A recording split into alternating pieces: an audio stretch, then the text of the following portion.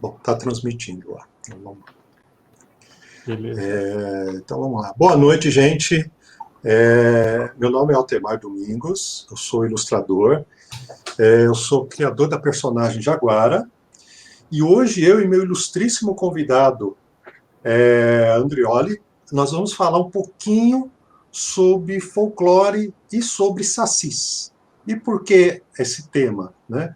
Porque dentro do universo da Jaguara, uma das grandes metas que eu tive quando eu criei o universo dela, tudo isso lá em meados de 1994, 95, uma das coisas que estava muito claras para mim era colocar personagens do nosso folclore, dentro desse universo que eu estava construindo da personagem.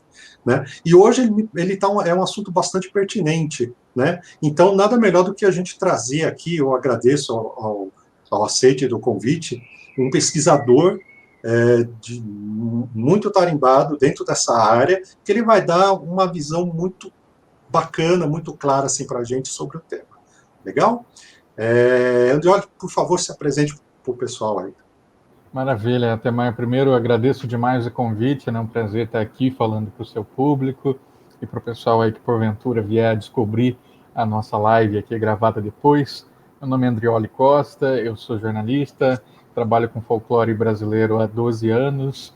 Atualmente eu estou no meu pós-doc trabalhando com uma leitura crítica de jogos analógicos inspirados em mitos brasileiros, para ver como que esses mitos estão sendo adaptados, né? Que preocupações que eles têm, que mensagem que eles passam, né? Se é uma mensagem de proximidade ou de afastamento com essas culturas populares, que acho que isso é muito importante, não é só usar, é como usar.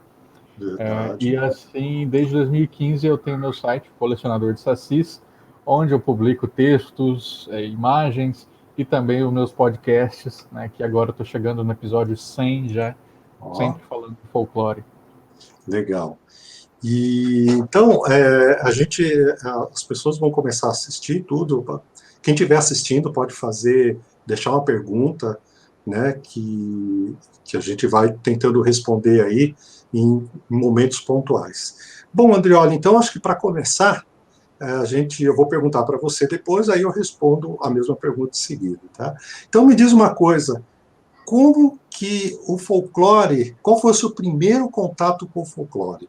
Explica pra gente aí. Claro, o primeiro contato é a família, né? Com certeza, imagino que para você não vai ser diferente, porque quando eu era criança, todas as minhas férias escolares eu passava na chácara dos meus avós, que é no interior de Mato Grosso do Sul, né, onde eu nasci.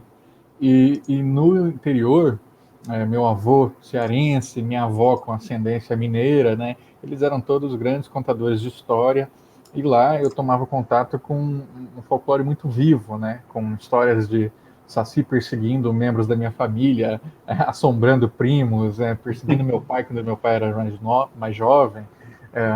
Então, isso tudo era muito presente. E tão presente que eu tive a vida toda a impressão que todo mundo tinha aqueles conhecimentos básicos ali, né? Sabiam o que era o Saci, sabiam o que era outros mitos. E aí, quando eu chego na faculdade, eu percebo que não, que as pessoas não sabem nem diferenciar um Saci de um Curupira, por incrível que pareça. Eles falam assim, Saci é aquele que tem os pés para trás? Difícil. Então, na faculdade eu acabei tendo, quando abriu a perspectiva de fazer uma pesquisa, eu comecei a entrar num grupo que estudava adaptação de literatura, fui estudar Monteiro Lobato de começo, e depois eu fui, né, abandonei um pouco a literatura e fui pensando direto os mitos ali, no seu sentido mais folclórico mesmo, né, de vivência, de comunidades e tudo mais, e assim segui até hoje. E contigo, acertei quando eu falei que foi família para você? Como é que foi? Então, para mim foi mais ou menos isso também. Acho que você já escutou alguma história que você teve medo? Teve uma história, para mim, Diga. muito boa. Eu até contei já no meu programa que eu ensino as crianças a assobiar para chamar saci, né? Quando eu vou em escolas assim, eu ensino o assovio. E uma funcionária, uma vez, ela saiu da sala imediatamente, assim que eu comecei a ensinar o assovio. e depois ela veio me contar, assim, ela falou assim, olha, peço desculpas, né, por ter saído, porque isso me lembrou uma coisa da minha infância, que quando era criança, meu pai trabalhava até tarde, e quando ele chegava em casa, eu queria que ele me desse um beijo de boa noite, eu assoviava para ele saber que eu estava acordada, ele vinha e me Uhum. dava um beijo. E aí, um dia, ela assoviou de madrugada, e um assovio respondeu, mas não era o pai dela, Entendi. era outra coisa. E essa outra coisa começou a assoviar sem Ah, parar no ouvido dela. aham. E aí ela não conseguiu mais dormir, porque ela ouvia um assovio fino, fino, fino, fino. E aí ela acordou no outro dia, aquilo continuou e continuou por vários dias. Ela foi no otorrino, foi no médico, e aí até que chamaram uma benzedeira, e a benzedeira falou: olha, você assoviou pro Saci de noite, e ele achou que você estava debochando dele e começou a te perseguir. Uhum. Então, isso que você está escutando é o Saci sem parar na sua cabeça. E aí ela fez todo um processo de benzimento ali, que foi muito doloroso, cansativo, mas tirou o Saci. E eu fiquei Uhum. muito pensando nisso, né? Porque esses sons agudos, muita gente já sofreu com problemas assim, né? Que são dos ruídos, assim. Você não consegue dormir, fica com aquele fininho no ouvido, Sei. assim, Uhum. enlouquecedor. Né? Então eu fiquei realmente pensando, né? O tanto de ataques mentais que você pode sofrer quando Aham. você provoca um desses seres encantados, assim, né, de um jeito errado. Então, realmente é preocupante. E você pode até o final da live mostrar para a gente como que é esse assovio, porque agora eu fiquei curioso. Você ainda Posso, sabe fazer? sei. Só Sabe? que é de noite, né? De noite não é bom assoviar para o Saci. Ah, Depois eu conto para tem. você. Tá bom. Bom, no meu caso, Adriano, foi. Eu escutava histórias. Acho que a primeira história que eu me lembro de ter escutado foi do lobisomem. E foi meu pai que contou que meu pai é de Alagoas, e lá no sertão de Alagoas, né, eles têm, me parece que o lobisomem lá é um mito mais presente ali naquele estado. Pelo menos a maioria das histórias que meu pai conhecia de folclore era sobre lobisomem. Aí diz ele que teve uma experiência com um parente, que tinha um parente que morava lá no vilarejo deles, uma coisa assim, aquilo. Acho que eu tinha uns 6, 7 anos quando eu escutei, eu fiquei morrendo de medo, cara, na verdade, mas eu ficava tentando imaginar como que era. Aí eu lembro também que depois de alguns anos, eu vi na televisão passando aquele filme do lobisomem, sabe, aquele bem antigão, não me lembro o nome agora, mas era um que ele andava tipo como se fosse um homem mesmo, com calça, eu não lembro o nome. Mas eu sei que é um dos primeiros. E aquilo ao mesmo tempo que me assustava mais ainda, aquilo também me enfeitiçou. Né?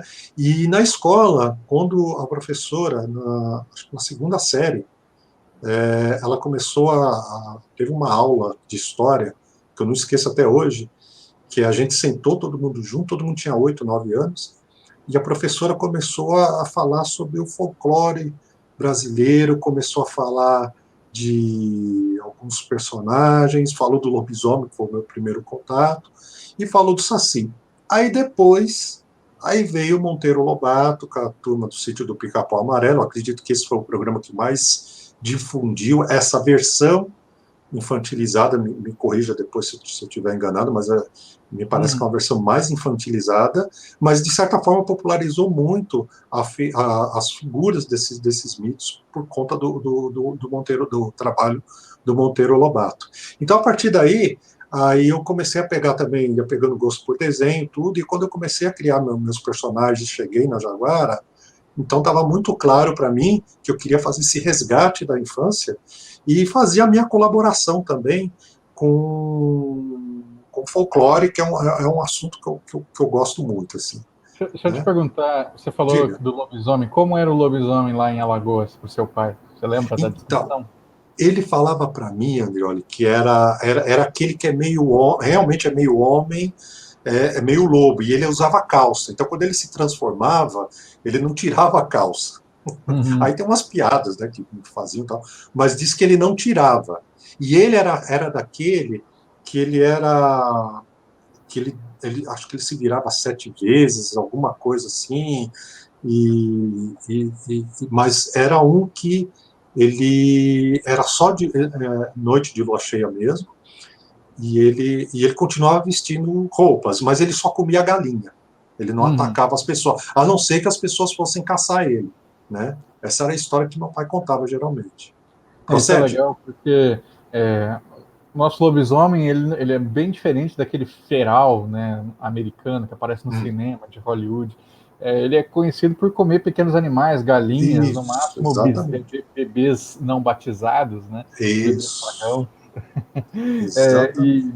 e tem hábitos alimentares muito fantásticos, né? Quando você vai vendo as histórias de lobisomem, que eles comem, às vezes, além de comer a galinha, né? Eles podem comer esterco de galinha, As fezes, cama, isso, eles fazem. cama de frango, né? Cama de frango para quem tem granja, assim, é aquilo que você faz uma forragem com, vamos dizer, eucalipto triturado, né? Para que aí a galinha vai fazer suas necessidades ali, né? E depois você só recolhe tudo e troca a cama de frango. Então, o Uhum, lobisomem come cama de frango, come gordura de sabão, come crueira de farinha. Então ele come um monte de uhum. porcaria. Depois, quando ele volta para a forma humana, ele vomita aquilo tudo, né? E por isso na forma humana ele está sempre amarelo, está sempre fraco, esquálido, né? E Ah, interessante. aí Eu não você vê sabia. ali que sempre se fala, né, que a pessoa que é amaldiçoada em lobisomem, ela Hum, vive amarela, né, com amarelão, fraca, e tudo mais, por hum. causa disso, né, que não segura nada no estômago. E assim, o mito do lobisomem em específico, né? Porque hoje a gente a gente vai falar um pouco mais do Saci mais para frente, mas do lobisomem, você tem ideia de onde realmente surgiu? Porque ele não, me parece que ele não é brasileiro, né? Ele Não, não com nasceu certeza aqui. não. É, assim, é sempre difícil a gente falar de origens, né? Claro, temos ali origens de mitos de homens-lobo desde a Grécia Antiga, mas Uhum, a nossa versão de lobisomem mesmo, aquele que vai ter a maior parte das suas características herdadas, são lobisomens ibéricos, né? De Portugal, Espanha, Galícia, uhum, que são aqueles que é, o amaldiçoado, que é o filho, é o sétimo filho homem depois de 6 filhos homens, né? Isso sim. aí é uma Uhum, constante ali de Portugal e é uma constante nossa. E você não encontra, por exemplo, na Argentina, não encontra no Paraguai, não se fala do sétimo filho lá. Interessante. E aí uhum, esse sétimo filho, quando é amaldiçoado, ele assume a maioridade, é, a puberdade, na verdade, né? E passa então a se transformar em lobisomem. Ele vai para uma encruzilhada ou vai para um espojadouro de animais e ali ele rola, né? Ali ele se joga no chão. E normalmente se fala que o animal que passou ali naquele espojadouro é uma uhum, das características que o lobisomem vai assumir. Então, normalmente o uhum, lobisomem cachorrão, né, que é um dos mais famosos, que o pessoal chama assim, o cachorrão, orelhudo. É, mas se passou um porco ali, ele vai ficar com característica de porco, né, vai ficar com os uhum, dentes prontudos, o rabo cotó. Se passou ali um cavalo, aí ele vai ficar mais esguio e tudo mais. Então a gente tem essas variações de lobisomem, que mesmo assim mantém o nome lobisomem, né? Porque lá em Portugal é assim. E você encontra lobisomem jumento, lobisomem com ah, característica é? de touro, e tudo isso ali nessa região Península Ibérica, Galícia, Espanha e Portugal, e aí aqui Uhum, Brasil também. entendi. Bom, André, olha, agora vamos para a nossa próxima autopergunta aqui. É, como que você vê hoje o folclore no mundo geek? Ou seja, quadrinhos, game, animação, cinema e etc. Eu acho que cada vez mais, assim, esse é um mercado que está amadurecendo, né? Porque quando eu Uhum, comecei a observar, acompanhar isso lá na primeira década, né, desse milênio, que foi ali de 2000 para frente, né? uhum, Isso estava muito imberbe ainda, então quem fazia, é, vamos dizer assim, a pessoa parecia que tinha mais preocupação em explicar ali do que contar uma história. Então, muitas vezes, assim, sim. parecia que ela pegava ali Câmara Cascudo pela primeira vez e, ai meu Deus, que coisa linda, vou botar textos gigantescos aqui do Cascudo no meio, botar um Uhum, prólogo enorme, um glossário aqui, e aí a história fica em segundo plano, e isso aí é muito empobrecedor, né? Depois as uhum. pessoas vão experimentando mais, ainda tem muito uma visão demonizante, que foi sendo abandonada com o tempo, né?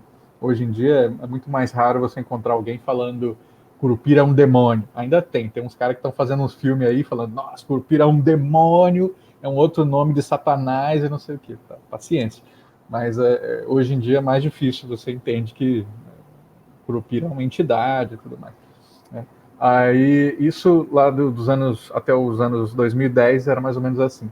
De 2010 para frente, a gente vem com grandes sagas sendo construídas. Né? Então, ali, o legado folclórico do Felipe Castilho, o trabalho da Bandeira do Elefante da Arara do Christopher Castan Smith, Tibor Lobato do Gustavo Rosseb, isso na literatura. Então, vai se formando um público que está interessado em saber mais sobre folclore, mesmo assim, mesmo desconhecendo muita coisa. Então, ainda aparece gente falando, nossa, isso aqui nada a ver, né? Legal mesmo é o mito grego, legal mesmo é o mito nórdico. Pois é. Chatíssimo isso. 2015 para frente, isso já vai dando uma sumida, porque o próprio público começa a falar assim, pô, você não conhece folclore. Olha aqui, olha o trabalho desse cara, olha esses ilustradores, olha esse quadrinho. Isso começa a mudar um pouco até que a gente chega hoje num momento que é muito chave, que é as pessoas estão querendo consumir folclore, as pessoas estão querendo produzir folclore, mas folclore está nessa encruzilhada que pessoas dizem que isso é apropriação cultural, pessoas falam que esse folclore, isso não é folclore, que isso é outra coisa. Pessoas falam que você está usando a minha cultura para ganhar dinheiro, sendo que é difícil você falar, como eu disse antes, qual que é a origem, né? Quem que criou? Quem criou, por exemplo, a parlenda 1, 2, feijão com arroz, 3, 4, feijão no prato. Você não tem um autor, né? Isso é uma coisa que foi incriada ali, né? Que foi sendo provavelmente acrescida por várias pessoas e acabou virando uma criação coletiva. Folclore é isso, uma criação coletiva. Então isso está numa encruzilhada hoje, porque tem gente querendo fazer, mas tem gente tentando segurar isso e tentando garantir para si direitos que talvez não tenham. Então aí estamos num esquema complicado. A próxima década vai ser muito pisar em ovos, eu imagino. E você deve ter notícia de que tem alguns games que estão sendo produzidos que tem alguns personagens do folclore, né? Tem um que tem uma Pinguari, tem outro que tem também uma versão do Saci, tem um, inclusive, acho que chama-se Arani, que está sendo produzido, que eles estão tentando fazer uma produção mais próximas dessas grandes, né? Ou seja, estão investindo bastante. Eu não sei como é que está agora, mas pelo trailer, quem quiser, é só colocar aí na internet, Arani e tal. Então eles estão buscando uma qualidade muito bacana. Eu sempre me perguntei, Andrioli, porque assim, quando eu vejo, tem uma série da Sony, a God of War, e eles trabalham bastante com a mitologia, e eu sempre fiquei me pensando, poxa, mas a que hora que vai chegar algum estúdio brasileiro de fora, né, espero que seja brasileiro, e torço para que esses, né, que estão tentando consigam, que vai levar nesse mesmo nível as criaturas que nós temos aqui. Eu acredito que nós temos um problema que é com a própria, vamos dizer, a nossa própria cultura, de não enxergar no primeiro momento que nós temos. Eu já tive experiência com a Jaguara, de que às vezes algumas coisas elas têm que ser vistas lá fora para depois ser redescobertas aqui dentro. Você concorda com isso? Concordo, com certeza. O grande problema para mim é que, às vezes, a pessoa, né, o artista, ele pensa assim, bom, eu tenho que aparecer lá fora, então eu vou fazer como outras coisas já estão sendo feitas. Né?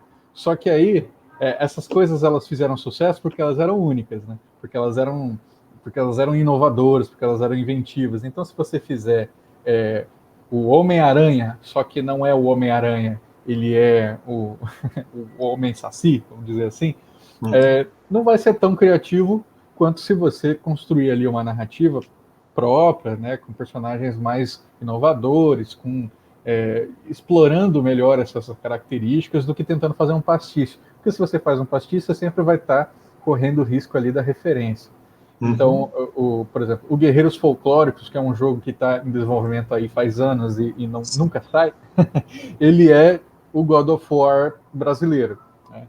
E ele vai sair já com essa pecha de God of War brasileiro. O que pode ser bom, pode ser ruim. Eu acho que assim, o God of War, pelo tempo que está demorando a produção desse jogo, eu acho que ele já sai um pouco atrasado. Arani não, Arani está buscando uma identidade própria. Eu já conversei com os desenvolvedores, conversei com o diretor do estúdio.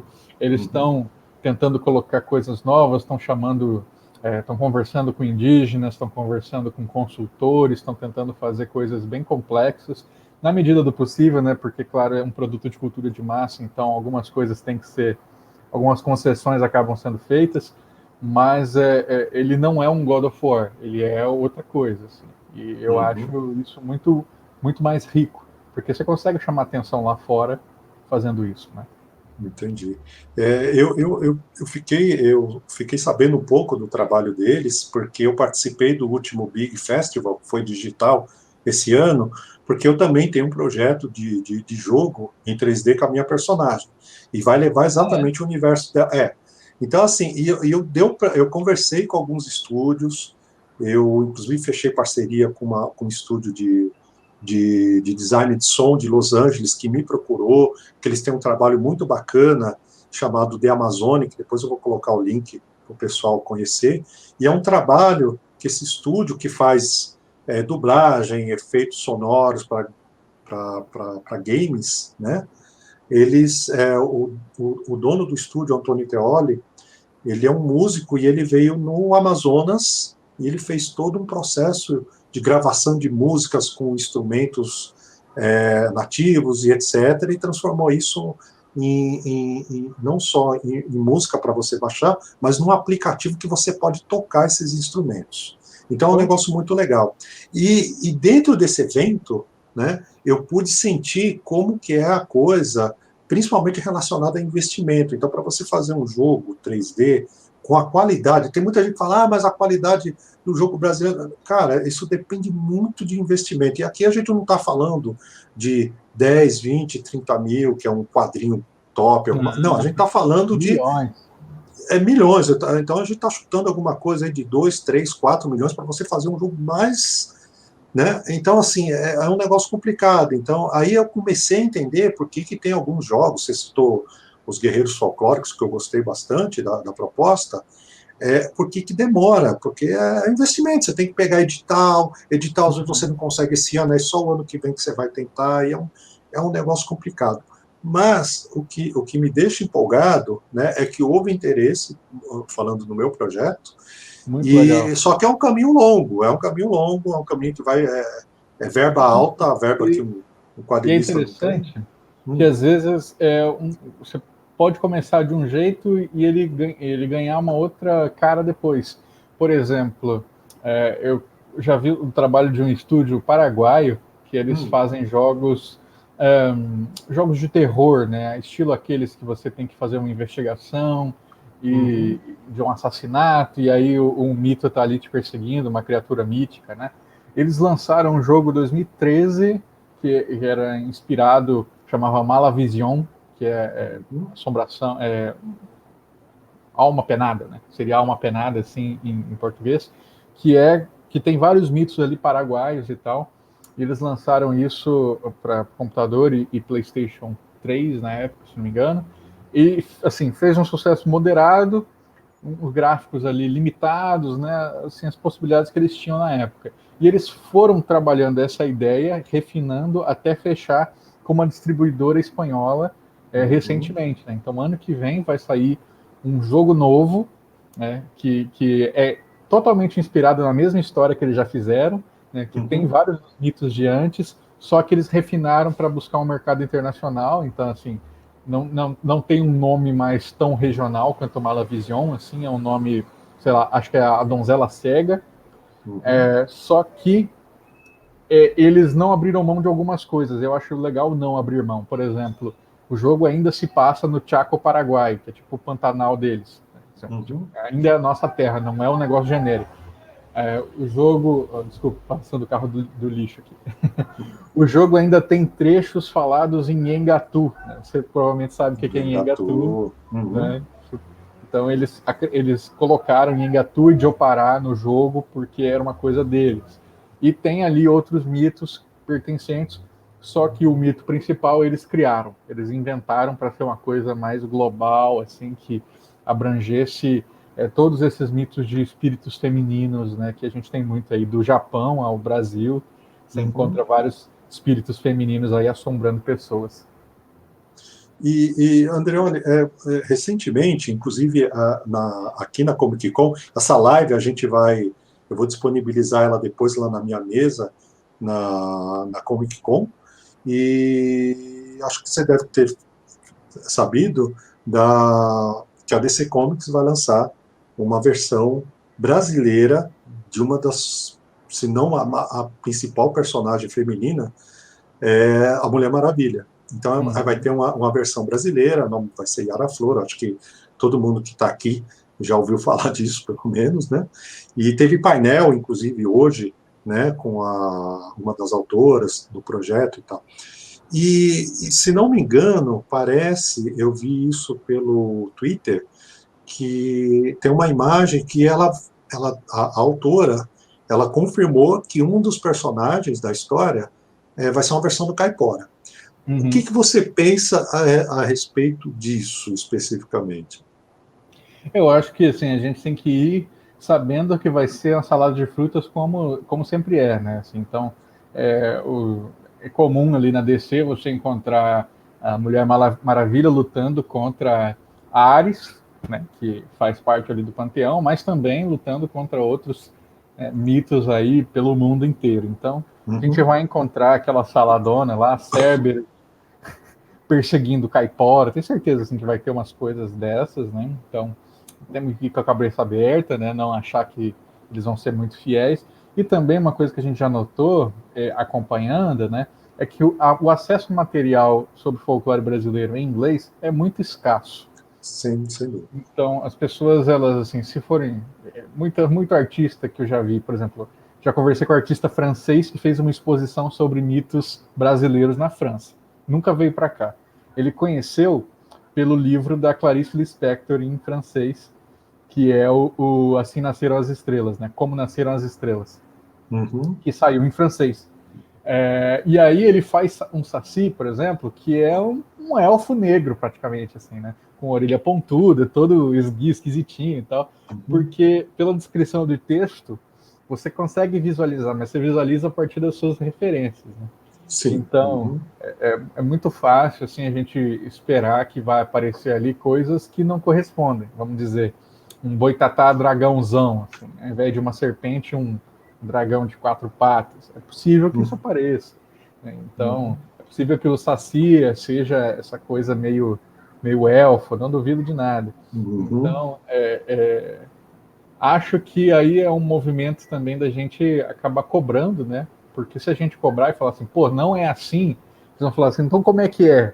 Ah, vamos ter que olhar o trabalho desses artistas brasileiros aí, esses escritores brasileiros, esses quadrinistas brasileiros, para pegar referências para a gente, né? Então, quem sabe aí seja aberturas de mercado, né, para que quem está aí produzindo consiga chegar lá fora com mais facilidade, por exemplo. Talvez seja uma esperança. Mas eu estou sendo bem otimista, assim, nesse sentido, porque eu acho que a gente vai se incomodar um pouquinho.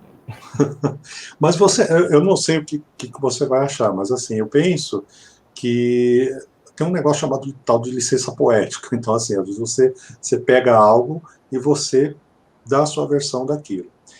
Eu segui essa linha, né, dentro do meu quadrinho. Então, eu pego a referência do folclore, eu vou mostrar algumas aqui para o pessoal, e essas referências eu pego e dou vamos dizer assim, eu pego o visual, dou uma modernizada, porque é uma adaptação, né, eu estou fazendo uma adaptação, e eu modifico um pouquinho algumas coisas, mas tentando manter Mas eu tenho um exemplo a bom para você. base. Isso. Um exemplo bom, por exemplo, o seu Saci Aíba, né? Ele é um Saci ali que tem toda uma inspiração meio simbionte do Homem-Aranha, né? Mas aquele é o Saci Aíba. Ele não é o Saci Pererê, sabe? Uhum. Ele não tenta se colocar como o Saci. Eu acho Sim. isso interessante porque assim a gente assume a autoria de uma criação, porque infelizmente acontece uma coisa que é surpreendente assim, mas ao longo dos anos eu fui vendo que acontece muito. As pessoas tomam a ficção pelo relato folclórico. O que eu quero dizer com isso? Eu já Hum. vi um monte de gente escrevendo na, vamos lá, o cara escreveu no Facebook. O Saci perdeu a perna porque foi atropelado pela carruagem de Yansan. Ele escreveu isso, é uma ficção, é um conto. Ele achou Uhum. bonito, escreveu, compartilhou com uma arte que não era dele. Isso Uhum. aí teve milhares de compartilhamentos e as pessoas falando: nossa, então foi assim? Nunca aprendi isso na escola. Não Uhum. aprendeu porque é uma ficção, gente. Então, assim, Entendi. da mesma forma, as pessoas olham e falam assim: ah, porque o Macunaíma não é como o Mário de Andrade fez. Tudo bem, porque aquilo é uma ficção, mas as pessoas Entendi. não, elas não conseguem ter essa distinção, né?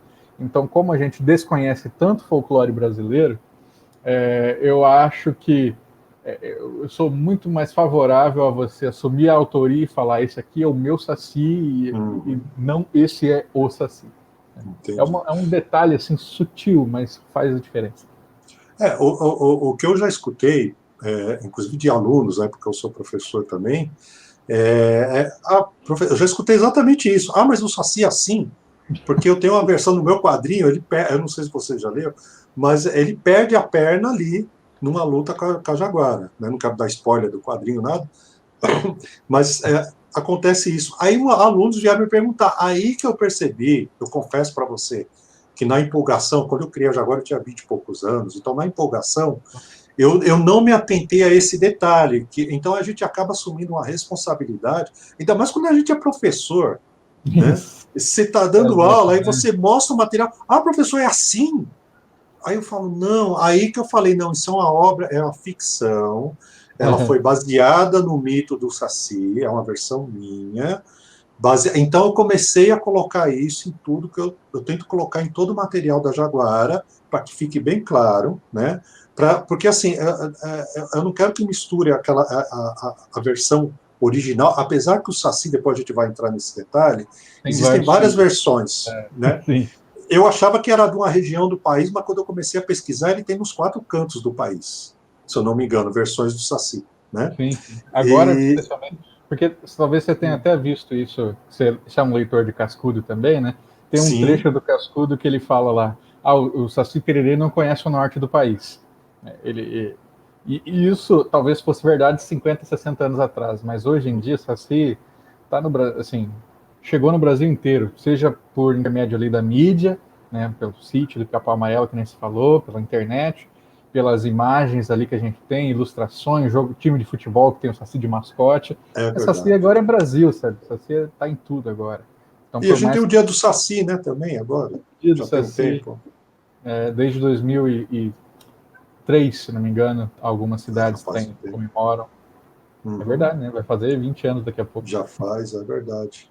Eu vou só mostrar para o pessoal aqui, aí depois você me fala. Uma base da minha pesquisa que eu fiz quando eu iniciei esse trabalho com a Jaguara, parte dela foi graças ao conhecimento do professor Eduardo Navarro, que ele leciona Tupi Antigo na USP. É o único, se eu não me engano, acho que é uma das poucas faculdades que ainda tem um curso regular de Tupi Antigo, né? E ele é um professor doutor lá. E tem E online ele, também, para quem quiser, é super interessante. exatamente. Eu vou depois colocar todos esses links aí para o pessoal depois. E acho que tem, se eu não me engano, o professor Navarro ele fez acho que 4 ou 5 videoaulas, cara, de Tupi Antigo. E para quem não sabe, o Tupi Antigo foi a língua oficial do Brasil praticamente até meados do século XVII, né? E, e, e a outra, então, parte da minha pesquisa foi com a ajuda dele, e a outra foi vasculhando em biblioteca, porque na época que eu comecei não tinha internet, né? Às vezes eu falo isso para alunos, falam, como assim não tinha internet? Você ia aonde? Eu ia na biblioteca, tirava, pegava a fila, dava lá, tinha uma pessoa que ficava procurando o livro para gente lá. Não, é sério, André, eu estou falando assim, um aluno mais novo, né, claro. Mas tem gente que não sabe o que. que existia uma pessoa que ficava, que você dava o nome e ela ia lá procurar o livro para você, lá no, pelo código e não sei o quê. Depois você pegava uma fila para tirar xerox daquele material que te interessava, pegava o ônibus e ia para casa. Né? Uhum. E um dos livros que eu consegui no sebo, que me ajudou bastante na minha pesquisa, foi do Câmara Cascudo, que é esse aqui. E E é um livro de 1900, vocês estão vendo que está velhinho, né? É um livro de 1950 e pouco. E assim, eu li bastante a respeito, mas eu queria que você falasse um pouquinho da importância dele como um dos maiores, se não o maior pesquisador de folclore no Brasil, por favor. claro, o Câmara Cascudo, né, nasceu no Rio Grande do Norte. Ele é um, assim, com certeza foi um dos nossos grandes pesquisadores de folclore, né? Ele fez a trajetória dele é maravilhosa, né? Porque ele começou a estudar medicina, depois ele foi para direito. Assim, Uhum, ele é um erudito, né? Por isso que os livros dele você encontra citações em todas as línguas. Ali, ele cita de latim, de verdade. alemão, de francês. E ele fazia, assim, imaginem vocês hoje, né, que têm acesso à internet e conseguem conversar com pessoas do mundo inteiro. Legal, fácil, né? Mas ele fazia isso com carta. Ele pegava, assim, um Imagina. alemão que mandava uma mensagem para ele e falava assim, olha, eu tenho aqui umas informações sobre mitos brasileiros, me manda aí os mitos de vocês que eu te mando aqui daqui. E aí ele traduzia para o alemão, mandava, recebia do alemão, traduzia para o português. Então, assim, Uhum. naquela época, o trabalho que ele fez é absurdo, né? Fenomenal. E o Cascudo, ele fez trabalhos de compilação muito, muito coerentes, né? Então, vamos dizer assim, ele fazia ali o seu Geografia de Mitos Brasileiros, percorrendo por estado os mitos principais. Depois ele Uhum. fazia ali um livro sobre superstições do Brasil. Depois ele fazia um livro sobre alimentação no Brasil. E quando ele tinha Uhum. todos esses compilados, ele juntou tudo e fez o grande dicionário do folclore brasileiro, que é uma Ah, fonte verdade. de consulta fenomenal. E Uhum. nesse trabalho de antologia que o Altemar mostrou, ele resgata livros, trechos, né, ou às vezes livros inteiros, porque antigamente se publicava, né, livretinhos assim. Ele resgata o trabalho dos pioneiros, né, de gente que veio antes dele ali, desde Silvio Uhum. Romero, Couto de Magalhães, até alguns desses estrangeiros que vieram para cá e escreveram, e por vezes você só encontra a tradução do trabalho deles pelo Cascudo.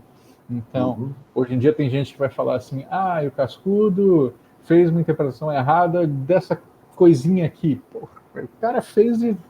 Assim, quando você está falando do mundo, é difícil você não errar uma coisinha, né? Então, acho que a Pois gente é. pode ser mais gentil assim com a crítica a Cascudo. Mas ele é esse grande pesquisador, sim, que aí o pessoal também agora adora meter o pau, fala assim, ele escreveu para um jornal integralista. Muitos intelectuais da época escreveram para jornais integralistas sem Uhum. saber exatamente as implicações que teria, né? Hoje é fácil a gente olhar para trás e falar assim, nossa, Verdade. integralista, nazista e não sei o quê. Mas na época, quando estava surgindo, era Brasil, era assim, vou falar do Brasil, tem um espaço para falar do Brasil nesse periódico aqui. E acontecia, depois ele pulou fora porque viu que o buraco era mais embaixo. Uhum. Então, mais uma vez, vamos ser coerentes ali nas críticas, né? Elas podem existir, mas o trabalho está aí e não deve ser ignorado. Uhum. Agora, Andrioli, vamos falar um pouquinho de é um personagem, é um dos que eu mais gosto, também é um dos mais populares. E eu queria saber de você como que você descobriu o Saci em específico. Como que o Saci entrou na sua vida? O Saci, que nem eu falei no comecinho, né? A história da minha família com o Saci vem de Uhum. muito tempo. Tanto que esse ano eu lancei um documentário em pré-estreia, né? Eu estou finalizando ele porque umas ceninhas assim eu acho que dá para melhorar. Ano que vem ele Uhum. vai estar disponível no YouTube para todo mundo assistir. Mas eu Uhum. lancei uma pré-estreia esse ano, em maio, que teve 1.000 visualizações em 24 horas, foi super legal, assim, Legal. Uhum. onde eu entrevisto os meus avós sobre Saci. E eles vão contando que o Saci acompanha minha família desde minha tataravó. Ela já imitava Saci ali para fazer as crianças irem limpar o terreiro, né? pentear o cabelo. Uhum. Então, aquele uso clássico ali dos mitos para a educação, né? Fala assim, olha, penteia o cabelo, senão o Saci vai te levar, e vai te levar para o bambuzal. Então, isso, né? Pensa, minha avó, ela está agora chegando aos 80 anos, para minha Uhum. tataravó, isso aí é começo do século XX, né? Pelo menos. Então, é muito antigo. Fala desse livro aqui. Isso é muito legal, né? Foi uma publicação que eu organizei, tem 84 páginas, falando sobre Saci no contemporâneo. Então, eu falo assim: o pessoal acha que Saci está lá atrás. Não está. O Saci está presente na cultura brasileira. Então, eu vou mostrar o Saci que tem na música, nos quadrinhos, o Saci que tem no cinema, documentário, o Saci em tudo que é lugar, na poesia, nos contos e, claro, nas ilustrações, né? Então, aí eu junto, faço essa publicação que está em PDF gratuito para qualquer um Olha acessar e que legal. baixar. Já teve muita escola aí que usou, que mostrou para os Uhum. alunos, isso é super bacana. E está mostrando ali a atualidade do mito, né? Porque, como eu falei, o Saci está no Brasil inteiro. E ele está no Brasil inteiro porque ele faz sentido ainda hoje. Né? As pessoas Uhum. se identificam com esse Saci, se identificam com os perrengues dele, com o deboche dele, se identificam com esse desejo dele de ser livre, né? De voar com ar. Então, isso aí é muito do mito, né? E a gente busca ele também quando a gente escreve nossas histórias, quando a gente faz as nossas artes. Eu, por exemplo, quando eu faço o meu livro de contos, tem 3 contos lá sobre Saci. E tem Saci de tudo que é jeito, né? E desde assim, um Saci que vai falar de saudade, até um Saci que vai falar de depressão, até um Saci que vai falar de inspiração. Né? Então, eu acho que dá para a gente pensar o folclore não como algo descolado assim do mundo, descolado dos nossos sentimentos, mas como algo que está bem ali junto, né, apoiando tudo que a gente sente e faz. Legal. E, e assim, no meu caso, né, o, o Saci ele veio de uma forma que era, acho que o primeiro contato que eu tive foi com o Monteiro Lobato, né, e assistindo o Sítio do Pica-Pau Amarelo. E depois, quando eu comecei a pesquisar, eu vi que. Peraí, deixa eu aqui, pronto. Então, eu vi que tinha várias versões. Aí eu queria até, inclusive, que você confirmasse isso, Uhum. porque parecia que era numa região só. E eu comecei a ver vários relatos, inclusive o Câmara Cascudo mesmo, em algum dos livros que eu li dele, fala de relatos de vários cantos do país, né, em todos os cantos do país, e às vezes tinha uma diferença até bastante gritante de um para o outro. E teve uma versão, eu não sei se, acho que era do Sul, que diz que o Saci, ele, na verdade, era um ser, a malvadeza dele, que era de brincadeira, que o Monteiro Lobato nos descreve, ele era, na verdade, mais de maldade. Então eu peguei um pouco disso, então aí que eu fui construindo o meu personagem da ficção, né?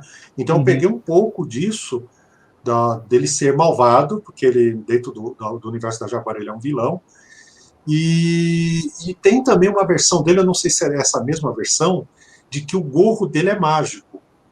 Você Ah, lembra disso? assim, normalmente o Saci sempre tem um gorro mágico, né? A Hum. maioria das versões ele vai ter o gorro mágico, e quando ele não tem, é porque ele não está usando o gorro. Então, assim, tem alguns sacis, por exemplo, que são ruivos. É engraçado isso. Como se a Ah, pessoa é? olhasse para a carapuça e, em vez da carapuça, ela visse cabelo. Interessante. Ah, O Lobato, antes de lançar o livro do Sítio, né, o Sítio sai em 1921, na verdade, uhum, dezembro de 1920, né, tá fazendo, agora, tá fazendo 100 anos. E 1921 é quando ele é publicado. E aí, antes disso, 1917 para 18, ele faz o livro que é o Saci Pererê, Resultado de um Inquérito, onde ele junta cartas dos leitores do Estadão falando sobre Saci, e esse livro ele tem mais ou menos 70 relatos. E aí eu uhum, me dei o trabalho de ler todos eles e categorizar quais os sacis que aparecem, né? São mais ou uhum, menos, se não me engano, são, vamos dizer, 14 ou 18 nomes de saci diferentes. E muito com variações, assim. Então, vamos lá. Uhum. Saci pererê, saci taterê, saci tererê, Uhum. saci é, é, ciatereza. Percebam, né, que é tudo um som muito próximo, então provavelmente vem de várias coisas. Uma é a onomatopeia de canto de pássaro, né? Que tem Uhum. vários pássaros sacis aí, então você escuta um assovio, tananana, aí você fala, Uhum. pererê, é sererê, é saterê, não sei, tanto faz. Ou é por causa da próprio idioma indígena mesmo, né? O próprio Nhangatu, que era falado, você Uhum. escuta, você não sabe como escreve, na hora de transcrever, você inventa uma grafia, e essa grafia pode ser saterê, sererê, isso aqui vai pelo som. Uhum. E esses vários sacis, eles são muito distintos, né? Então, Lobato, ele colhe histórias de saci, por exemplo, que tem mão de gorila. Isso é, punhos muito grossos, assim. Então, esse é Uhum. um braços de pilão. Tem saci que tem o corpo coberto de fubá. Isso é maravilhoso. Né? Tem Nossa, saci que tem garra o pé termina em garra de corvo. Tem saci que esse eu já vi. Uhum. o seu tem umas garras, né? Tem, tem. Eu fiz uma misturada depois, aí eu vou mostrar para o pessoal. Tem saci com olho de fogo, né? E olho de Sim. fogo, aí às vezes o olho de fogo deriva, né? Falar, não é um olho de fogo, é um olho muito vermelho por causa da fumaça do cachimbo. Né? Tem Uhum. saci que não usa cachimbo, tem saci que usa cigarro, tem saci que usa, ao invés de gorro, é descrito como boné. Né? Então, assim, naquela própria época já se tinha muitos sacis distintos, né? E as ações deles também variavam. Meu próprio avô, ele fala assim, o Saci no Nordeste, ele é mais violento. Ele dá Ah, de é? pau nas pessoas. ele falava assim, o Saci montava no cavaleiro e relho, né? E isso, dependendo da região, é mais raro, né? O Saci no meu Uhum. centro-oeste, ele gosta de bater em animal. E isso não é sempre que você encontra, né? Então, meu pai mesmo dizia que quando o cachorro está latindo muito e você não sabe por quê, é porque o Saci está perturbando ele. E se o Uhum. cachorro dá uma chorada, porque o Saci tá batendo nele. E quando eu conto isso pra criança, a criança fica revoltada com o Saci, por isso eu parei de contar pra criança que o Saci bate em cachorro. Eu vou Acontece. mostrar, Andrioli, aqui. Tem um outro, tem um outro. Eu gosto tanto de folclore que no ano de 2000 eu conheci um professor chamado de Jair Galvão e ele acabou virando meu amigo porque ele editava um jornal de bairro. Eu comecei a publicar umas tiras com ele. Aí ele veio com um projeto para mim em 2004 que era um livro infantil chamado O Saci de Duas Pernas. Acho que você já deve ter ouvido falar desse livro infantil. E é Ah, um é seu amigo livro. ele, legal. Isso. E o que eu achei incrível da história, eu vou compartilhar a tela com o pessoal aqui. Ah, aqui, pronto. E tá aqui o livro, né? Então eu ilustrei esse livro para ele. E o que eu achei interessante da versão dele é que ele queria abordar a coisa do bullying, que estava começando a ficar muito evidente na área escolar e tudo mais. Né? Sempre existiu, na verdade, né? Mas estava começando a ser mais, vamos dizer assim, apontado. Né? E ele queria fazer uma obra. Então ele usou a figura do Saci e fez um Saci com duas pernas, que para nós ele está dentro da normalidade, mas na comunidade do Saci ele é um deficiente. Então, a sacada dele ter usado dessa forma foi algo que me fez apaixonar pela história, e eu ilustrei para ele, e agora já está na terceira edição. Ele vai, inclusive, relançar pela editora dele agora. Né? Eu vou deixar também o link aqui para o pessoal, a Palhação Azul. E, e o que eu queria comentar contigo é que é muito legal isso, porque a gente não é que a gente se apropria, mas a gente usa a figura do mito, né? O, e você consegue, né?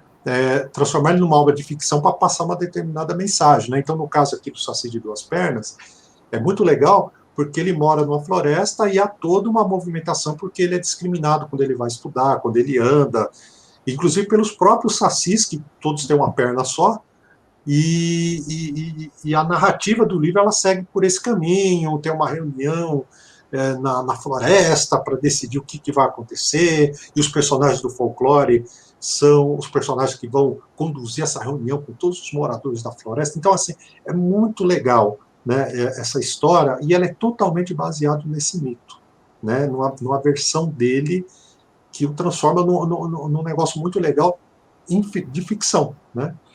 Você sabe que E eu já ouvi um ditado no Rio de Janeiro, que é em terra de Saci, Curupira sofre bullying. E é isso, né? É o diferente. O diferente uhum, acaba sofrendo mesmo. é verdade. Cara. Eu vou mostrar uma outra tela agora para o pessoal. Vamos lá. E aí eu queria depois que você comentasse algum, porque aí vai ter alguns personagens do folclore, que aí são os personagens que eu introduzo no mundo da Jaguara, e depois no final a gente vai ter o Saci, ou pelo menos essa minha versão do Saci. Ah, tá. Então aqui eu começo com a mula sem cabeça, né? Então é uma versão minha. E a Yangatá, a Yanga, se eu não me engano, é diabo, demônio, em tupi, Espírito. né? E a Tá é fogo. Então seria algo tipo demônio, criatura de fogo, que está próxima do mito. Então, assim, quando eu fiz essa minha versão, então eu tentei manter a base do mito e transformar nesse personagem de ficção baseado no mito. Aí isso eu procuro deixar bem claro nos meus quadrinhos, né? Exatamente para não ter aquele problema que eu tive com aqueles alunos lá 15 anos atrás. Aí. Então, essa personagem, ela vira, em suma, é uma mulher, né? E ela é amaldiçoada, ela se transforma nessa criatura. E tem também a versão clássica, né? Então, no meu universo, ela tem as duas versões, né? Ah, é? Isso. E o que você conhece da mula? Para você pudesse falar, próxima do mito, claro. Sim, a mula sem cabeça, ela assim, é um mito muito famoso, né? E o que é interessante dela, assim, é que quando a gente olha as histórias do começo do século XX, elas não estão ligadas só àquela versão clássica que muita gente conhece, que é a mulher que é amaldiçoada por ter tido uma relação sexual ou amorosa, dependendo da versão, com um padre. Com o Né? padre, exatamente. Isso. Porque lá, quando esses relatos mais antigos, você encontra todas as variações de pater, né? Pater no latino, ali do radical da palavra. Então é o padre, mas também é o compadre, é o Uhum. padrinho e o pai, o próprio pai. Então na verdade é muito violento isso, é mais violento ainda porque é aquela mulher que sofreu uma violência, né, dentro da própria seio familiar. Mesmo assim, ela é amaldiçoada e transformada numa criatura monstruosa, porque a sociedade ali ela a julga, né, a vê como um demônio. Então, essa história da mula, eu gosto muito de levar ela para a escola, especialmente para ensino médio, porque Uhum. é um caminho que a gente usa ali para o jovem para falar disso, né, para falar de abuso, para falar Exatamente. desse tipo de relação assim e de violência sofrida. Então ali com certeza o jovem não vai se manifestar na hora, mas ele internaliza a mensagem, né? Por que a gente está Exatamente. falando disso? Então é legal, é um espaço que tem na educação. Exatamente. Aí eu tenho esse aqui, que é a Cuca. Aí eu fiz uma grafia um pouquinho diferente. E o que eu entendi do mito, é que, na verdade, ele é um jacaré enorme, né? Um jacaré guaçu, né? E ele devora os visitantes. Então o que eu entendi é que essa era a base do mito. E aí você tem aquela versão do Monteiro Lobato, né? Que ela é como a Cuca é como se fosse uma bruxa, algo assim, né? Então tem algumas versões que eu li que uma era uma bruxa, outra era realmente um Um jacaré papão, gigante, às vezes é um e, papão, né? Um é, devorador de crianças assim. e dentro desse meu universo ele é uma criatura que é um jacaré-guaçu mesmo, só que ele tem o poder de, vamos dizer assim, mastigar outras criaturas folclóricas poderosas. Então, na verdade, ele é um tipo de criatura que a jaguara, dentro da história, tenta procurar sempre uma aliança, porque ela tem uma capacidade muito útil, ela é invulnerável a outras criaturas, né? E então essa é a minha versão que eu ponho dentro do mito. O que que você sabe exatamente da Cuca, assim? Cuca é essa grande bagunça, né? Foi o que eu Uma senti. Eu acho que bagunça foi a que tem a impressionante. maior discrepância, assim. Muito. Porque a cuca, vamos lá, lá na Península Ibérica, mais uma vez, a gente encontra alguns mitos que são papões, né? Que é o coco em espanhol, a coca em Portugal, Uhum, mas lá também tem assim, quando eu digo papão, é aquele assim, cuca em cima do telhado que vai comer a criancinha, não sei o que, né? uhum, Mas também tem um mito lá que chama o coco, né, que foi inclusive referência para batizar o nosso fruto do coqueiro, né? Porque os portugueses, quando chegaram no Brasil, falavam assim: olha essa cabeça redonda, né? Parece um coco, coco de crânio humano, assim, que era também o que se usava para falar da cabeçona do mito. Então, o nosso coco da Bahia, né, ele vem desse coco que era metáfora para a cabeça e depois para fruta. E esse então, a bruxa ela é uma incorporação ali do Lobato. uhum. A cuca normalmente é um papão, mas também tem um outro animal, né, fantástico na Península Ibérica, que é a cuca-fera, que é uma tartaruga monstro, uma tartaruga gigante, e tem inclusive festas, as festas de São Jorge, na Espanha, você tem o São Jorge lutando contra um bonecão de cuca-fera, e é muito louco, assim, eu acompanho Isso é tipo a Gamera? Você lembra de um seriado japonês que tinha tipo a uma Gamera. Gamera? É tipo isso? Tipo, não sei se você é do RPG, mas é Hum, tipo o Tarrasque também. O Tarrasque hum, foi inspirado, o Tarrasque ele é inspirado numa criatura medieval, né, que é uma besta sim. de Tarascon na França, e o Tarrascon é muito parecido com a Cuca-Fera, assim, que é um tartarugão, assim, tá. E é Uhum, muito legal, assim, porque eu sigo essa palavra-chave no Instagram, tem gente fazendo boneco de Cuca-Fera, doce de Cuca-Fera. Então é uhum. isso, é uma tartaruga dragão, é um papão, é uma bruxa, vindo tudo isso junto, e aí entrou o jacaré, sabe-se lá por quê, né? Acho que pela relação ali dragão-tartaruga, no Brasil, vou fazer jacaré. E aí os ilustradores de Lobato acabaram desenhando ela como um jacaré, porque ele mesmo nunca escreve que ela é efetivamente escamosa, né? Ela Entendi. fala assim, tem uma cara de jacaroa velha, que É, pode ser só uma metáfora, né? uhum. Ah, então. O próximo é um que é, bom, foi meu batismo dentro do folclore, que é o lobisomem. E aí eu tenho uma versão do lobisomem, que não tem como a gente fugir muito, ele é um meio lobo. A única coisa que eu modifiquei um pouco é que ele tem uma ligação alienígena, que isso faz parte da ficção, Ei, do universo da Jaguar. não sabia, E. Hã? não Não entendi, sabia que desculpa. tinha alienígenas na Na Jaguar. verdade, assim, é um spoiler que eu estou te dando, porque essa história ela está sendo, ela foi escrita, ela vai começar a ser ilustrada e eu vou lançar ela no Contos da Jaguara 2, né? Eu estou lançando aqui na Comic Con a Contos 2 e agora eu vou lançar essa história na Contos 3. Então é um spoiler aqui. E aí do lobisomem, acho que a gente começou falando dele, falamos bastante dele, mas Falamos assim, bem legal. o que eu ia te perguntar dele era o seguinte: a versão americana que na verdade eles acabaram difundindo muito isso por causa do cinema, né? Da onde é? Ela é realmente americana? Eles vamos dizer, se apropriaram, pegaram como base de E algum outro canto do mundo? agora você me pegou, porque minha concentração é bem Brasil, assim, eu acabei. Uhum. Eu não sei dizer sobre os americanos ali, mas imagino que tenha muita herança ali da Inglaterra, muito provavelmente. Então, por exemplo, você tem aquele filme Um Lobisomem Americano em Londres, de Londres, repente pode ser voltando para esse. lá, É, tá, acho que sim. muito bem. Mapinguari, Mapinguari. Esse é clássico, hein? Esse é lindo, cara. Olha, André, olha, eu vou te falar uma coisa. Quando eu desenhei esse personagem, assim, eu fiquei apaixonado de verdade. Eu falei, no próximo livro grande da Jaguar, esse personagem tem que estar. Ia ser a Mula, a principal, mas eu já troquei. que quando eu desenhei e cheguei nessa versão, eu falei, olha, eu me apaixonei pelo personagem de verdade, né? E eu sei que tem algumas versões dele, mas todas têm um olho só.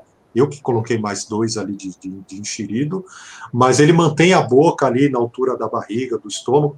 Me parece que tem umas versões que talvez tenha nas costas, eu não sei se é outro mito. Normalmente é o kibungo que tem nas costas, É o né? kibum. Uhum. O mapinguari, ele é essa boca transversal na barriga mesmo. Isso. E no meu caso, aí também a estatura dele, inclusive nesses jogos que a gente falou há pouco, cada um tem uma estatura, né? Diz cientistas, né, que esse mito ele surgiu daquela preguiça gigante, que ela Uhum. foi extinta há não tanto tempo, né? Mas diz que veio a partir disso e tal, e visualmente até parece mesmo um pouco, né? E na minha versão ele é uma criatura titânica e tudo mais. Você vê que ali ó, tem uma silhueta da jaguara pequenininha e ela tem quase 2 metros de altura, então é uma criatura bastante grande. E eu queria A, saber o que você sabe dele, assim, o mito em a si. mapinguari, ele tem muitas versões mesmo, como você falou. Normalmente, Hum, é, vamos pensar assim, a questão do olho, né? Quem tem um olho só? Você pensa assim, é o Cíclopes na mitologia grega, o Mapinguari e vários outros mitos brasileiros que estão sempre ligados à ferocidade. Por quê? Porque a gente costuma pensar assim, dois olhos é o padrão humano. O terceiro olho, né, é aquele olho da vidência, né? Eu tenho o terceiro olho, eu tenho uma previdência, eu vejo o futuro, eu vejo coisas que estão escondidas. Um uhum, olho só é você regredir a um outro estágio da natureza, né? Então, se você não tem, você tem menos olhos do que o padrão ali humano, normalmente são para criaturas que estão ligadas a uma bestialidade, são forças da sim, natureza. Então, uhum, por isso os cíclopes estão ali, né, martelando relâmpago, porque eles são forças da natureza indomáveis, né? Então, aí, negro d'água normalmente é descrito como um olho só, pé de garrafa, e aí, claro, o nosso querido Mapinguari. E aí, uhum, todas as características que vão estar ligadas a bestialidades e animalidades, você pode encontrar em versões do Mapinguari. Então, tem umas que vão falar que ele é muito peludo, tem outras que vão falar que ele tem casco de tartaruga, e eu estou vendo ali que ele tem umas placas, né, que você fez, né? isso, Talvez exatamente. inspiração nisso. Aí tem às vezes assim, enfim, vão colocando características nele que vão deixando ele mais bestial. O fedor muito grande, um fedor que Sim, paralisa. verdade. Então tem várias dessas coisas. Então sempre que a gente for pensar nesses criaturas que são bichos homem, né? Ele vai ficando mais forte e mais feroz cada Uhum. vez que você acrescenta essas características aí nele, né? Então é pelo, é um olho, é tamanho, é fedor, é não sei o quê. Então ele vai virando, vai se escalonando. O seu aí parece ser muito forte. Ele faz parte do que eu chamo de gigante celeste, que isso faz parte da ficção, né? Então, é aquilo que eu te falei, eu procuro deixar isso bem claro no meu quadrinho, né? De certa forma, é um jeito de eu homenagear essa cultura que eu gosto tanto. Assim. Aí a gente chega aqui na minha versão do Saci, que é Saci Aíba. O Aíba também ele tem uma coisa que eu conversei com o professor Navarro, de que tem palavras que são muito próximas, assim. Então, Aíba também significa demônio, alguma coisa assim. Então ficou o Diabo Saci, que, ao meu ver, por ele ser um vilão, combinaria mais com esse design que eu propus. Aí você lembrou bem, né? E isso também eu defendo quando eu vou fazer palestras sobre heróis nacionais, tal, porque a gente aqui no Brasil, infelizmente, a gente tem uma questão muito de que as pessoas, isso está mudando bastante, mas ainda tem a coisa de que a gente copia muito de fora, né? Ou que, você faz um herói, esse herói, ele é um simbionte lá do... De fato, né? Então, quando eu vou falar isso para alunos ou em palestras, eu costumo usar o próprio Batman como exemplo, né? Que é um personagem mundialmente conhecido, mas que o próprio Bob Kane, que foi o criador do personagem, ele declaradamente falou que ele se baseou no Zorro.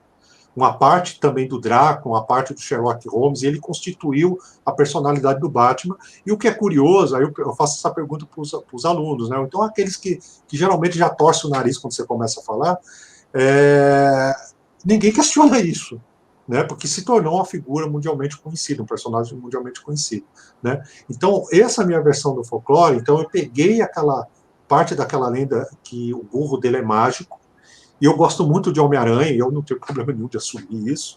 E a coisa do gorro dele, além de ser meio que vivo e tudo mais, né? Isso tem uma pegada também do Spawn, não sei se você conhece o personagem, eu Sim, gosto bastante também, né? E, e um dos poderes desse gorro é transformar ele em criaturas que fica sempre com a cor vermelha, né? E são criaturas que não ficam exatamente com a aparência idêntica, né? Então elas sempre têm essas pontas sobressalentes, o tom avermelhado sempre é.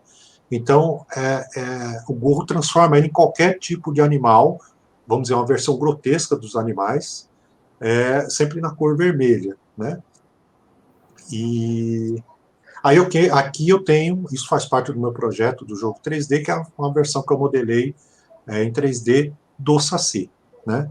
E aí a participação dele no universo da Jaguara, ele é um dos personagens que eu mais gosto, né? É um grande vilão, é um dos dois grandes vilões do primeiro quadrinho dela, e é também a minha forma, né, de homenagear esse mito, né, dando essa minha versão.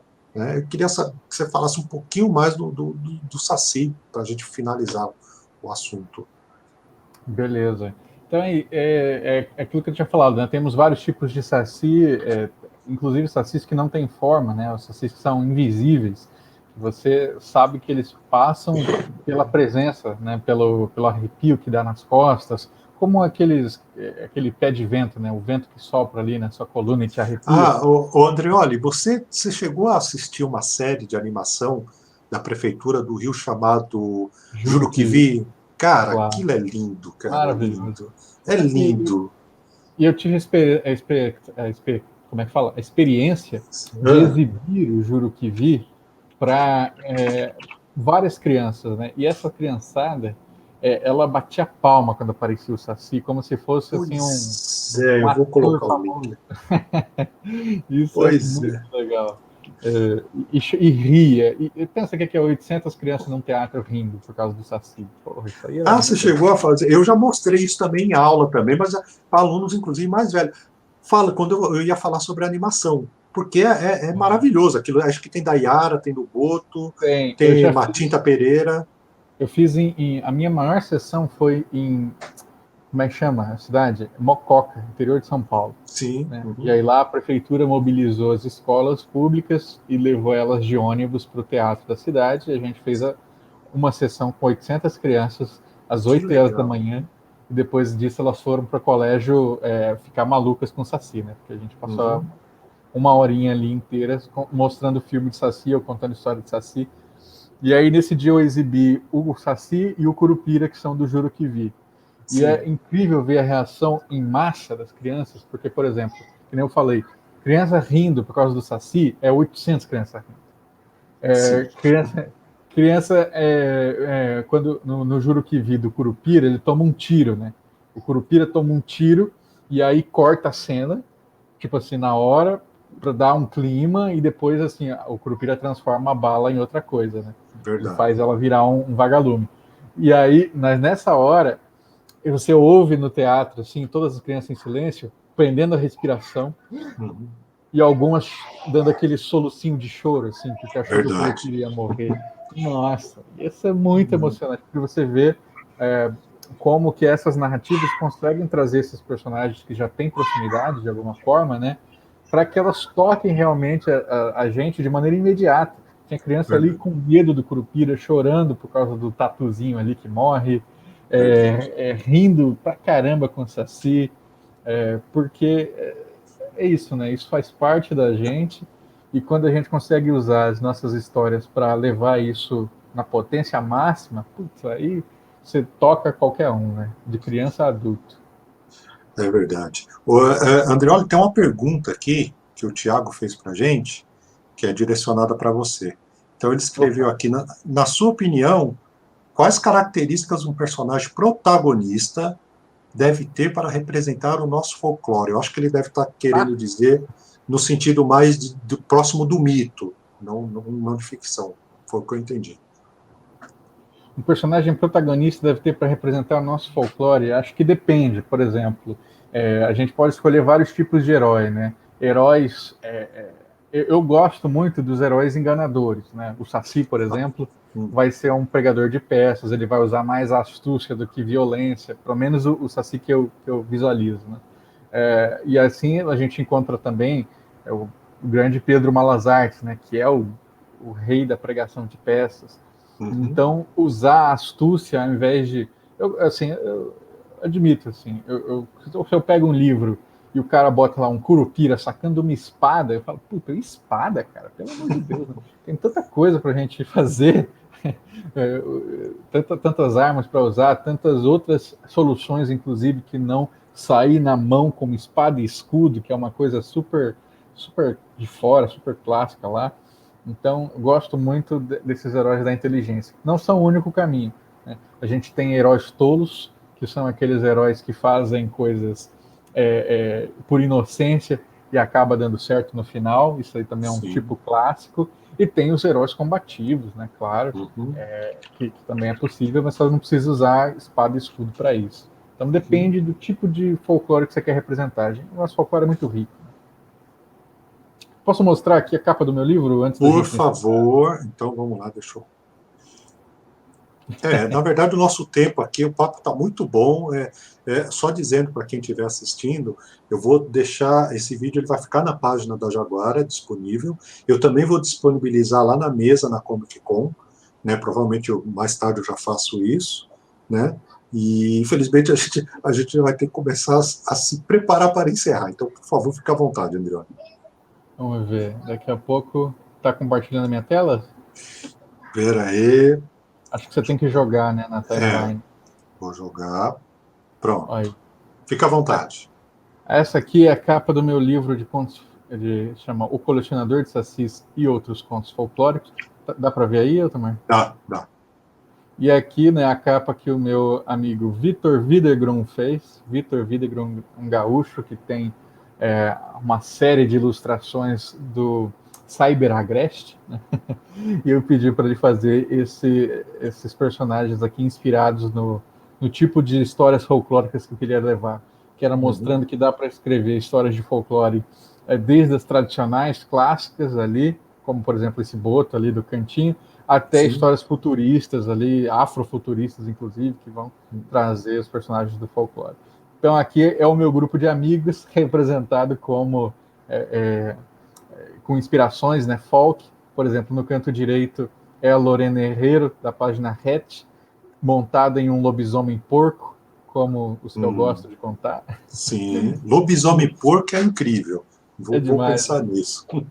No canto esquerdo ali é o Ian Fraser, que escreveu um livro no ar carnavalesco sobre um detetive boto cor-de-rosa investigando um crime durante o Carnaval de Salvador. Sim. Muito legal.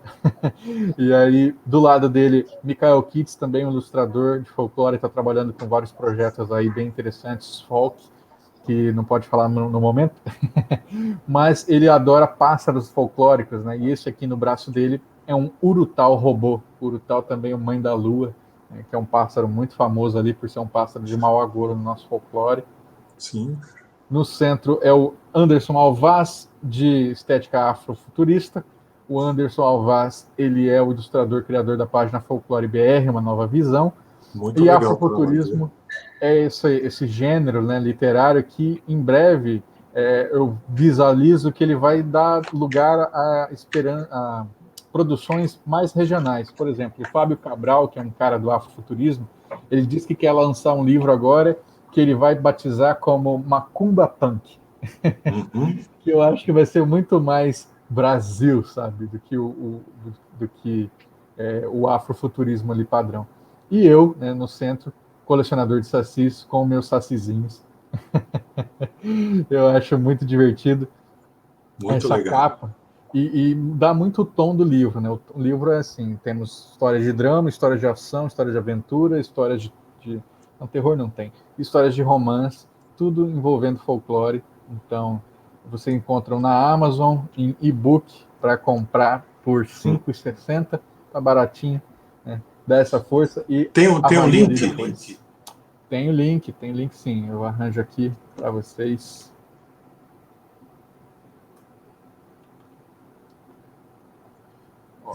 Andrioli, tem uma pergunta aqui do Yarlis.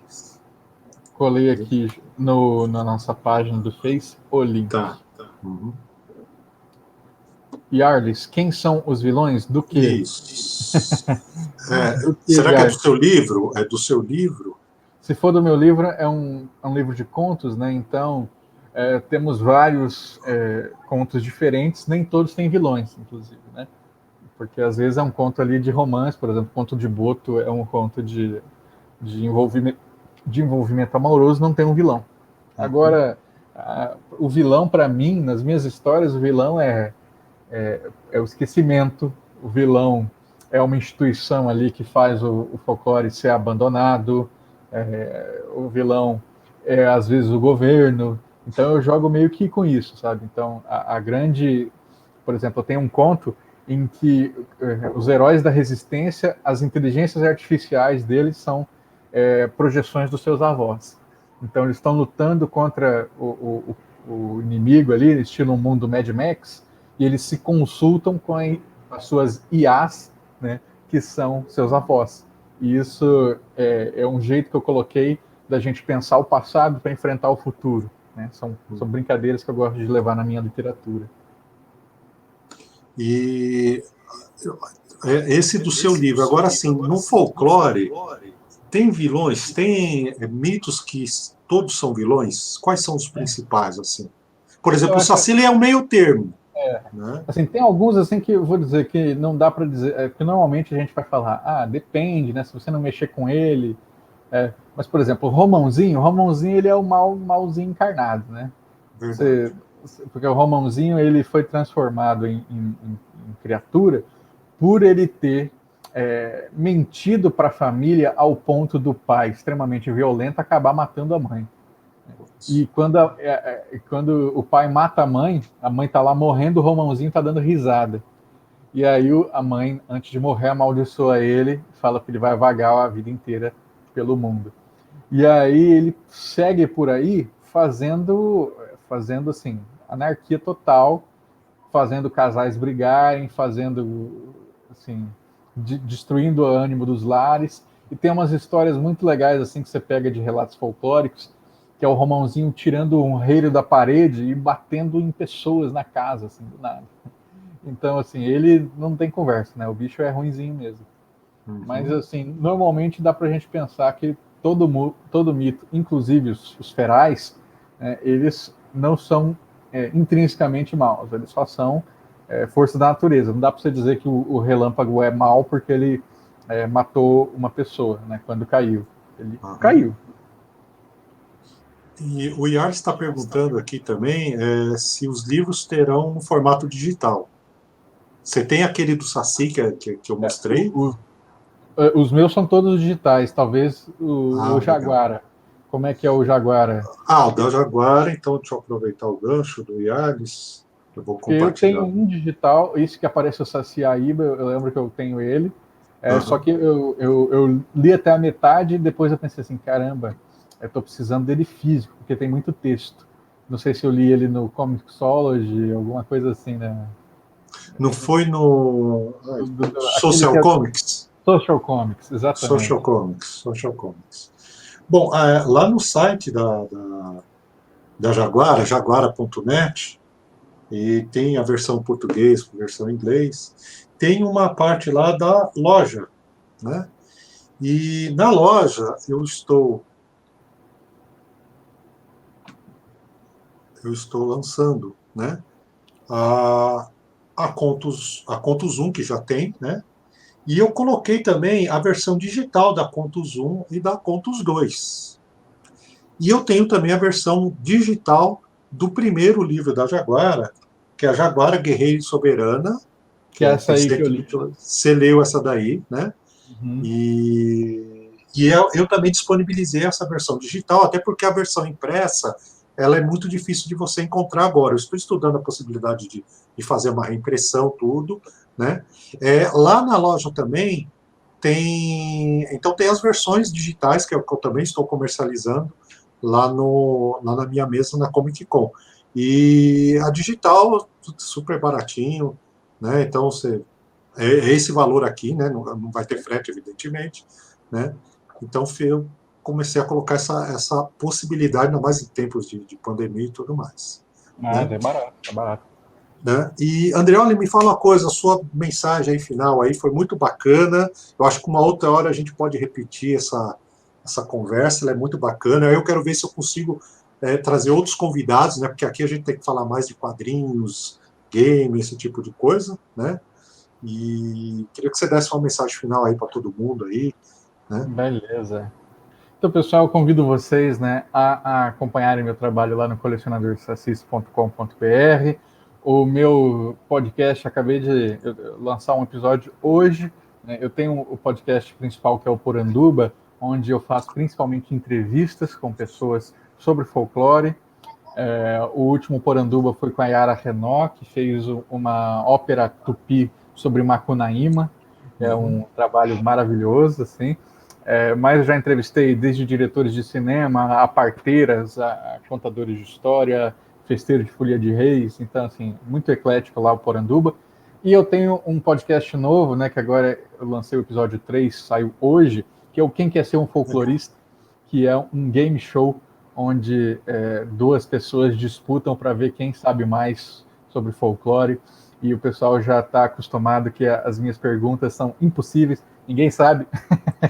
Mas a brincadeira é essa, é falar um negócio que mesmo se a pessoa não saiba, depois eu vou explicar, e aí todo mundo aprende ali, se divertindo junto, né? Então, faz parte ali do jogo. Então, se você quer uma coisa mais suave, mais leve, quem quer ser um folclorista, se você quer uma conversa aí mais pesada, Poranduba, né? Fica aí à disposição.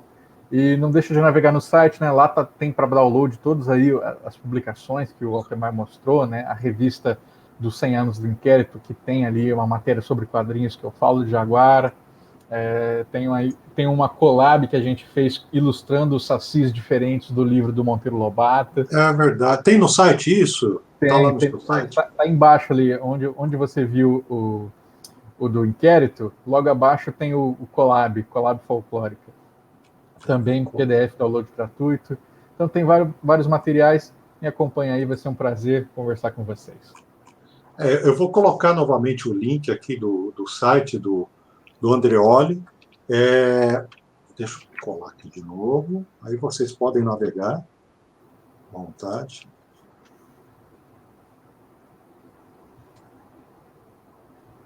Isso.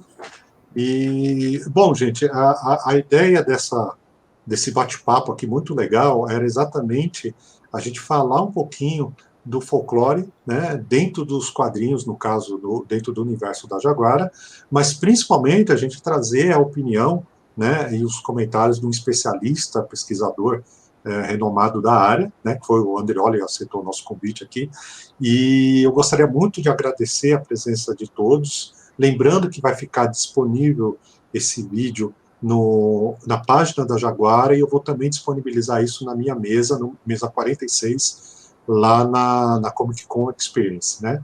E eu queria agradecer a presença de todos que acompanharam até aqui, né?